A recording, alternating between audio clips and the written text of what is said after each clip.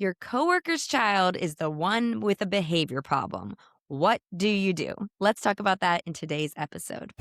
Well, welcome back to the Teach for the Heart podcast, where we tackle teaching challenges from a biblical perspective.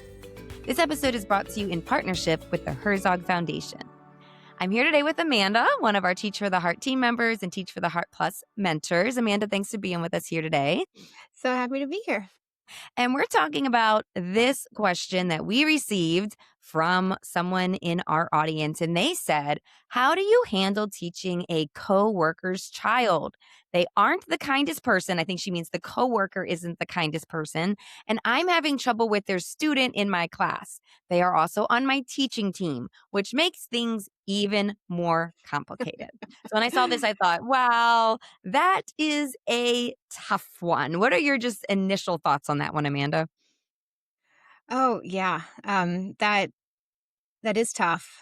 But when we're looking at it black and white on paper, we're only making it tough, or it is tough because we are making it tough, because we're bringing in our emotions and our own personal feelings and our own fears into it.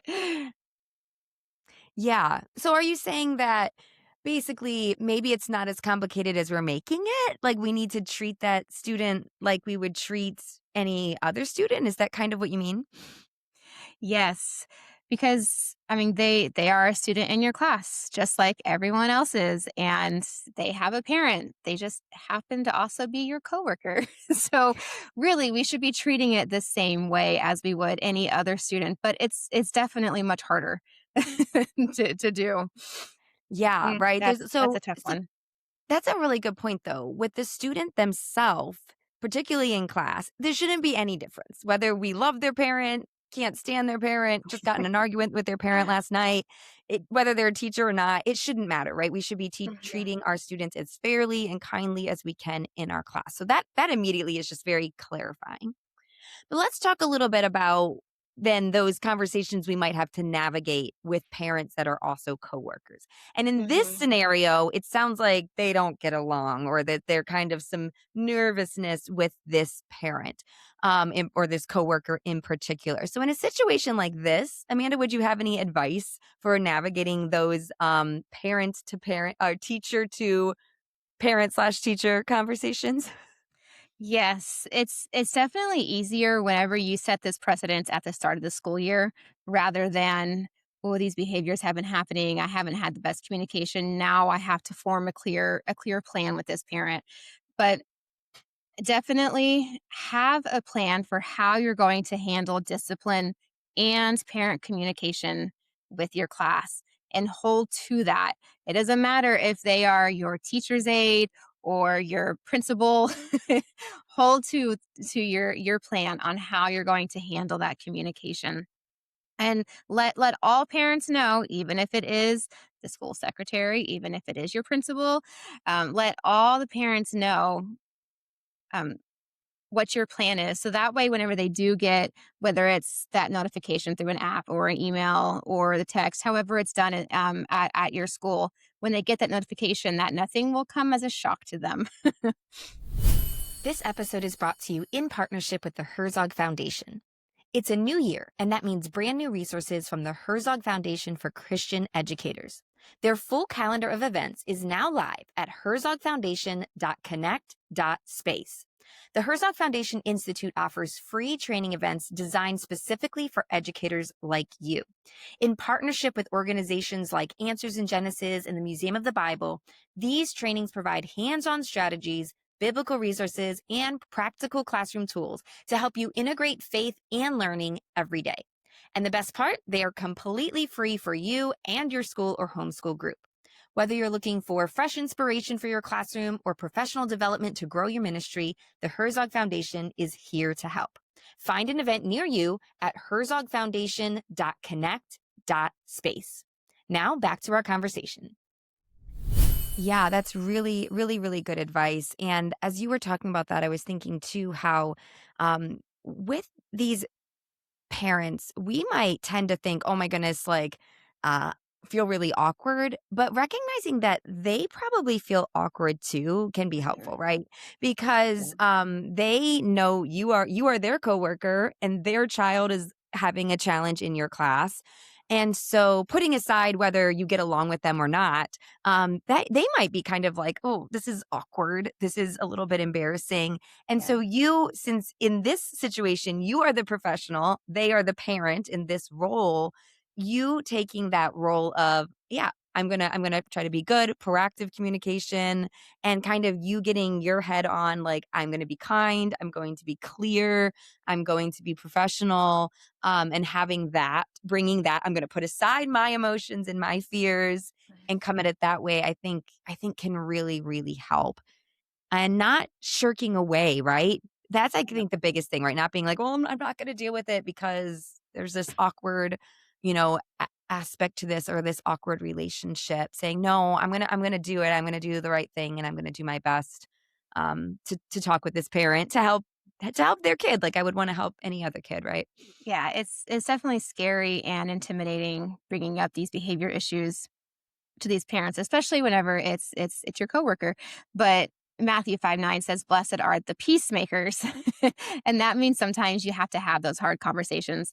Not blessed are the peacekeepers, where you just keep everything nice and calm. Being a peacemaker, you have to have those hard conversations sometimes, and especially if maybe if it's a coworker where they may seem kind of short with you or dismissive, maybe they know, okay, my child is is misbehaving and they're not the most well-behaved child.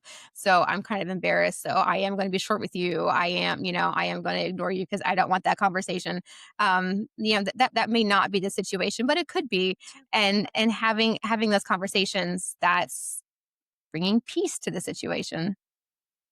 Yes, absolutely. And I think always just in any interaction, whether with any type of coworker, honestly though with any parent at all, just Hmm. thinking too about like how would God have us treat each other, right? Yeah. How would God have us interact, right? It's with humility, it's with kindness, it's with love and care. And it doesn't and we're supposed if we're supposed to love our enemies, we can love our coworkers, right? They're Uh-huh. probably not our enemies. So just kind of having that aspect.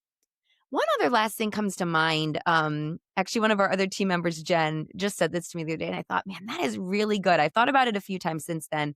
And she said, she heard this from somebody else. Clarity is kind.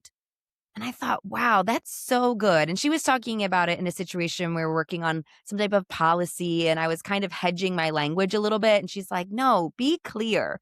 It's kind to people to just be clear. And I think that can help us here too, right? Sometimes we're like hedging things and trying to be so careful in what we say. I mean, we do want to be tactful, but also just saying, okay, if this is what needs to happen or this is what we're recommending, sometimes just being clear, hey, we are having an issue.